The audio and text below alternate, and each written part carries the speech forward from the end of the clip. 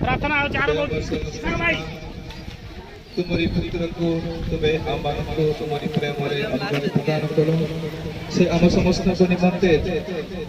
निज को क्रूस रे बलि देले एवं आम समस्त को मुक्ति प्रदान कले तुम्हारे से महान प्रेम को हमें धन्यवाद करूछु एते बेले एही पवित्र क्रूस को आमने आशीर्वाद करूछु जहाँ आम मानकर मुक्तिर चिन्ह प्रेमर चिन्ह एवं आमनकर पापर मुक्तिर चिन्ह प्रभु आशीर्वाद करो आम समस्त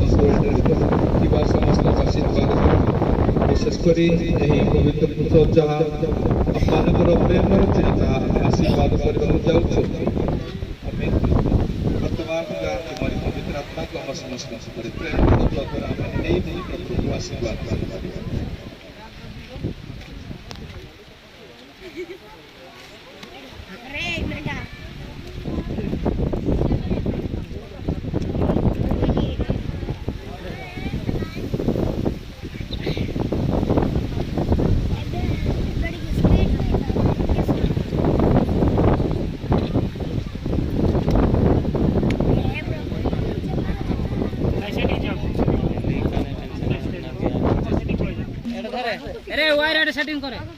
पुण्य क्रूस यात्रा पुण्य क्रूस यात्रा गोटे जनसाधारण भक्ति किया प्रभु यीशु कृष्ण क्रूस मृत्यु यातनार भाव आम